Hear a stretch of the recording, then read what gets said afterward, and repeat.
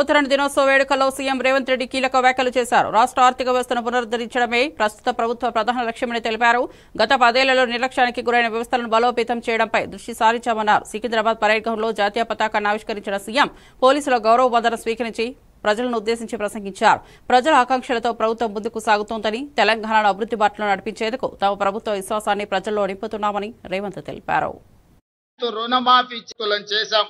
కేవలం మొదటి సంవత్సరం లోపలనే 25,35,964 మంది రైతు కుటుంబాలకు 20,617 కోట్ల రూపాయల రైతు రుణమాఫీ చేసి రుణ విముక్తులను చేయడం ద్వారా రైతులు ఆత్మ గౌరవంతో బ్రతికే విధంగా ఈనాడు ప్రజా ప్రభుత్వం చర్యలు చేపట్టింది.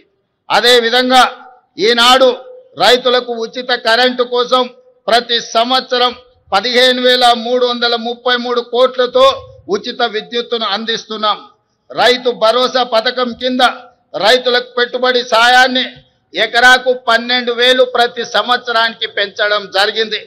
ఇవాళ రైతులకే కాదు, రైతు కూలీలకు, ఉపాధి హామీ కూలీలకు ఇందిరమ్మ ఆత్మీయ భరోసా పథకం ద్వారా భూమి లేని వ్యవసాయ కూలీ కుటుంబాలకు ఏడాదికి 12,000 రూపాయలు ఉచితంగా అందించే పథకాన్ని ప్రవేశపెట్టినమని చెప్పడానికి నేను ఆనందిస్తున్నాను. అదేవిధంగా వరి ధాన్యానికి మద్దతు ధరతో పాటు సన్న వడ్లకు 500 రూపాయల బోనస్ ఈరోజు చెల్లిస్తున్నాం. దీనివల్ల రైతులకు అదనపు ఆదాయం లభించడమే కాకుండా రాష్ట్రంలో సన్న ధాన్యం దిగుబడి భారీగా పెరిగింది. దీంతో 2,72,75,00,000 మెట్రిక్ టన్నుల వరి ఉత్పత్తి తెలంగాణ రాష్ట్రం సాధించి దేశంలోనే ప్రథమ స్థానంలో ఈరోజు తెలంగాణ రాష్ట్రము నిలబడ్డది. అదేవిధంగా పెరిగిన ధాన్యం ఉత్పత్తికి తగినట్టుగా రాష్ట్ర వ్యాప్తంగా 8,000 కొనుగోలు కేంద్రాలను ఏర్పాటు చేశాం. రైతులు పండించిన ప్రతి గింజను ప్రభుత్వం కొనుగోలు చేసి రైతులు దళారుల బారిన పడకుండా కాపాడడం జరుగుతున్నది.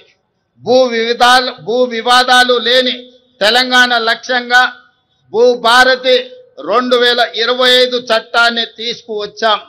గతంలో ఉన్న ధరణి చట్టం కొద్ది మందికి చుట్టమైతే ఈనాడు భూభారతి చట్టం పేద ప్రజలందరికీ రక్షణ కల్పించే చట్టంగా మార్చి ప్రతి పేదవాడి సమస్యను పరిష్కారం ఏకకాలంలో 2 లక్షల రైతు రుణమాఫీ చేసి రైతులను రుణ విముక్తులను చేశాం. కేవలం మొదటి సంవత్సరం లోపలనే 25,35,964 మంది రైతు కుటుంబాలకు 20,610